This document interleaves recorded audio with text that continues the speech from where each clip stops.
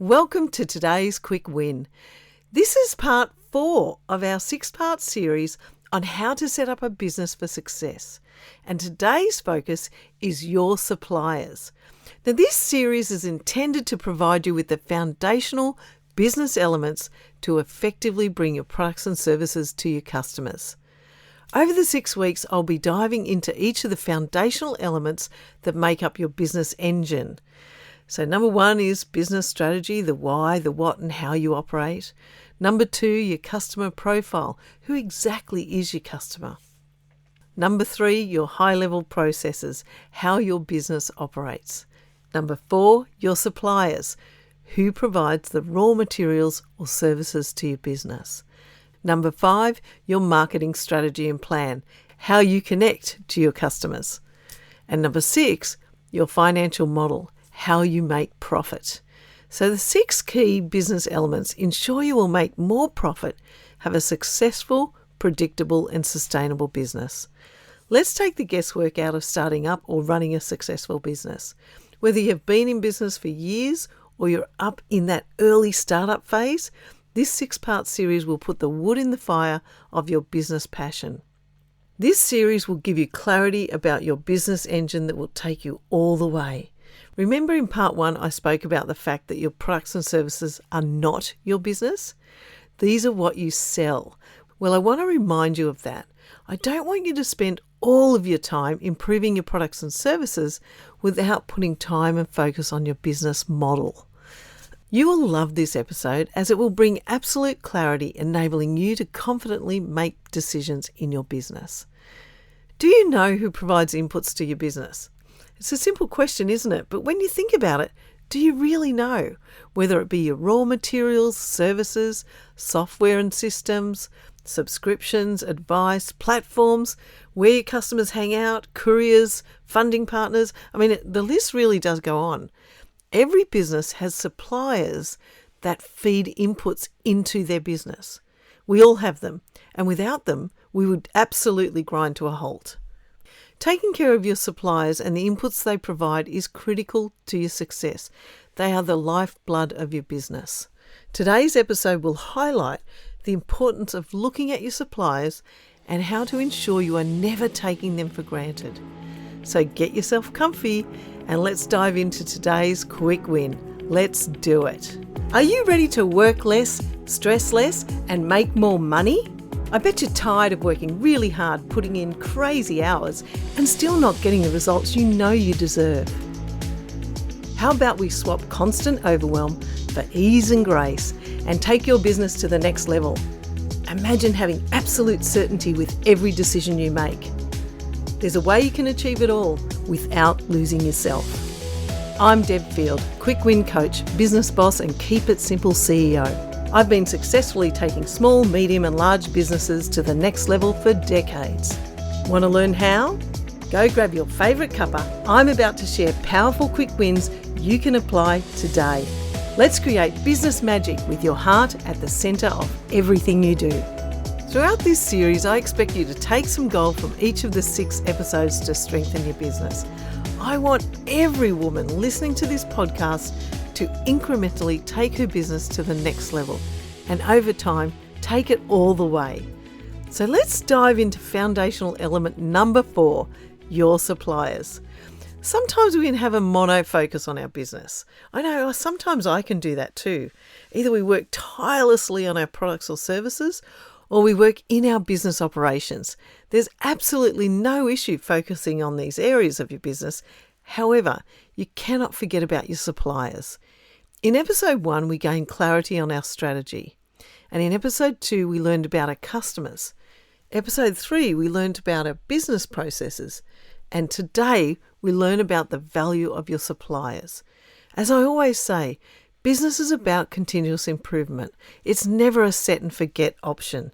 So as your business grows or changes, or your customer base expands or shifts, you'll need to ensure your suppliers are delivering and there is no risk in this important area of your business.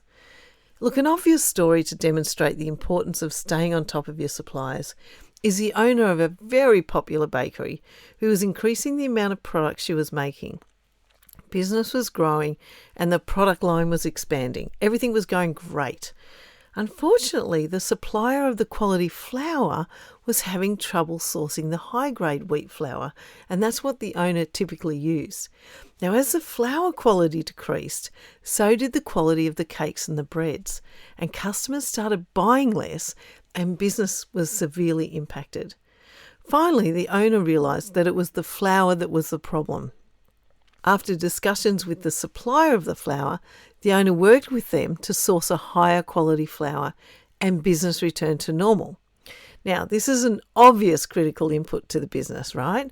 But there are plenty of not so obvious suppliers that could directly impact the success of your business. Here's what I want you to do. I want you to take in all of these potential inputs from your suppliers. Think about what enables your business, what could possibly cause adverse impacts if something happened to them. A simple way to gain clarity regarding your suppliers and the inputs to your business is to walk through your business processes. All of your processes will have inputs from external. So that's an easy way to do it. Make sure you know what they are and understand the risks these may pose to your business. It's sort of a hidden thing, and I don't think many people talk about this, but it's such a critical part of success. Your suppliers and the inputs that they bring may include one or many of these 11 types of inputs. So perhaps it's time to grab that pen and paper or get on that laptop, but here we go. Number 1, raw materials. If you're making something, you have to have raw materials to enable you to put something together. Number 2, components and parts. So they're all the small bits and pieces you might need if you're putting something together. Number 3, equipment and machinery. Now, this can be production machinery used for manufacturing goods. It could be office machinery like computers, printers, telephones, other equipment in the office. It could be retail equipment like your point of sale system, shelving or display units. So it's quite a big category, right? Number 4, services.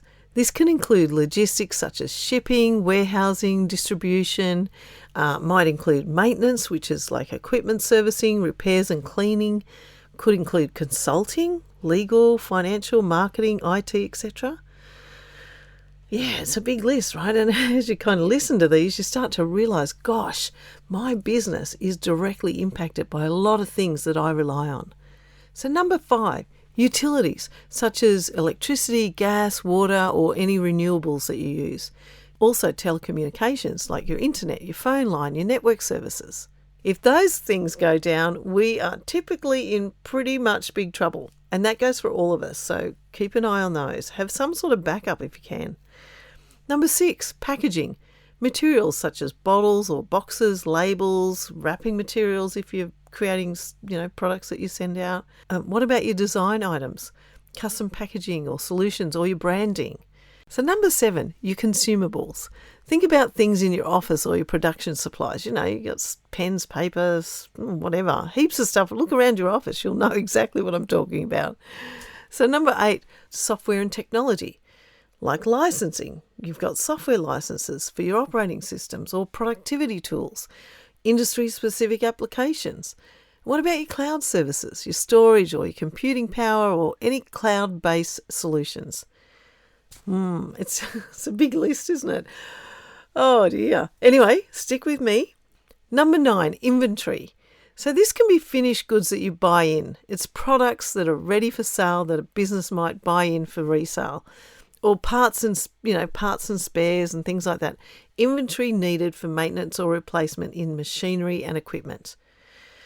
Number 10, marketing materials. Anything you buy in or get from a service provider. That could be promotional items like brochures, flyers, banners and branded merchandise. Not as common these days. We've got a very big digital world that we work in, but, you may still have those. And any advertising, space for ads, digital marketing tools and promotional services. They all count. So number 11, financial services. Banking loans, credit lines, merchant services for processing payments. And then you've got the good old insurance, coverage for property, liability and other business risks. Whew. It's always surprising when you unpack your inputs from your suppliers because there's so many of them. We don't operate in a bubble. We bring things in, we do our business, and we produce things out. And it's so critical to know your suppliers. Problems occur when we lose sight of these while we focus on our products and services. Being a business owner sometimes feels like you play every instrument in the orchestra, including being the conductor. So keep your eye on your suppliers. Now, this week's actions. 1, list out all of your suppliers and the inputs they provide to your business. It should be a big list when you think about it. Number 2, plan a quarterly risk review of your suppliers and mitigate any issues that could possibly happen. Don't go crazy though, right? If it's unlikely it will happen, don't worry. But if it's something that could pretty much happen, put some sort of mitigation strategy in place. You may put in another option to get internet if that's a really big part of your business. So each of your inputs plays a critical role in the operations of your business, and the quality and reliability of these inputs can significantly impact your overall business success. So next week, we dive into your marketing strategy and plan. This is the bridge that enables your customers to find you and connect to your products and services. Truly, don't miss this episode. See you next week. I hope you loved today's episode and it provides value to you and your business. There are 2 quick things you can do to pay it forward. 1, share this episode with other women you know and love. And 2, take 30 seconds to leave a review on Apple Podcast. This will enable more women in business to receive this valuable information. Let's share the love. Finally, go to quickwinsforbusiness.com, get your free business checklist and join our private Facebook community, where I'll be sharing additional quick win tools. Let's work together. Join me here next week with another exciting episode sharing more quick wins for your business. Have a great day.